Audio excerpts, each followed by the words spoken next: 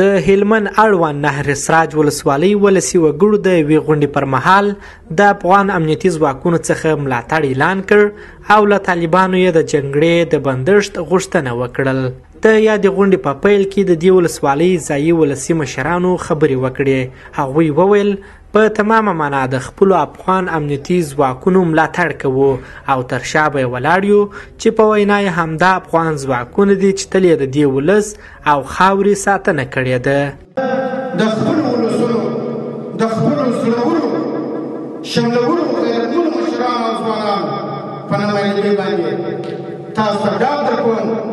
چې زموږ ولسونه د موجوده نظام او د امنیتي او دفاعي ځواکونو تر څنګ ولاړ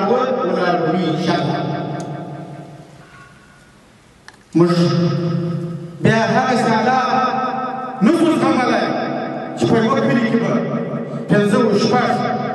وطاقونه مسلح وه او یو بل ته د ټوپکو خولې اړولې نه به مکتب و نه به سړک و. که زموږ تکیه بیا پر دې امریکایانو پر دې خارجیانو ده چې ولا هغه به موږ د دې عذاب خلاص کړي ولې موږ هغه عذاب خلاصي نه خپله به سوال ځای دی خو موږ څنګه قانون پوه دی چې الله راکړی دی 1400 کاله مخکې. د امریکا او طالبانو ترمنځ د سولې د تړون تر لاسلیک وروسته وسلوال طالبانو پر افغان امنیتي ځواکونو د بریدونو اعلان وکړ. خو د ګرشک ولسوالۍ ځایي اوسیدونکي د طالبانو دغه ډول کړنه د سولې سره په ټکر کې یادوي او وایي که طالبان سولې ته ژمن دي نو بریدونه دې بند او یوې واقعي سولې ته دې کار وکړي. دوی دغه راز پر ولسي خلکو غږ وکړ چې نور دې د سولې راتګ لپاره مبارزه وکړي تر څو ترې برخمن سو. د خپل په کور کې د خپل په محفل کې او دا نور ځایو کې باید موږ تاسې دغه همغږي دغه هر چا ته ورسوو د هر چا سره باید په دې باندې ناسته وکړو ورسره کښېنو خبرې ورسره وکړو چې وروره صلح. نن خو هغه خارجیانو خو ما د تړون وکړي خارجیانو خو ومنله چې موږ به د افغانستانه وځو. هر فرد په دې چې د افغانستان بچی وي او باید په دې سولې کې په ښه اخلاص په ښه صداقت په ښه ایمانداري باید وظیفه سرته ورسوي او چې هر سړی هر چارواکي هر زورواکي که په هاخوا کې که په دې خوا کې چې دی غفلت وکړي هغه به د ولس ته مسؤل وي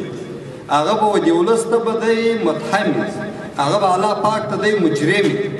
دغه راز د غونډې په وروستۍ برخه کې د دې ولسوالۍ ځایي ولسي مشرانو پرېکړه لیک ولوستی او له جنګي ډلو یې نور د جنګ د بندښت او د سولې غوښتنه وکړل. دا د افغانانو ترمنځ په منظمو مذاکرات پیلېدونکي دي او ټول هېوادوال په هېواد کې د یوې سولې او ارمان راټوله شیبې شماري نو ځکه پر وسلوال طالبانو دا غږ کوو چې موږ د ظلم موقع سره استفاده وکړي او له سولې سره دې یو ځای شي. دا چې افغان ملي امنیتي ځواکونه د خپلو ولسونو د سر او هوا خوندیتوب په خاطر خپل سرونه نظرانه کوي نو ځکه لازمه ده چې عام ولسونه هم ورسره د خپل مشکل د مخې پوره همکاري وکړي او له هغوی سره د ملاتړ په خاطر وړه پر وړه ودرېږي. پر داسې مهال د هلمند مشرانو دیني عالمانو او ګڼ شمېر میرمنو له لوري غبرګونونه راپرېدلي چې وسلوال طالبانو د بین الافغاني جګړې اعلان وکړی.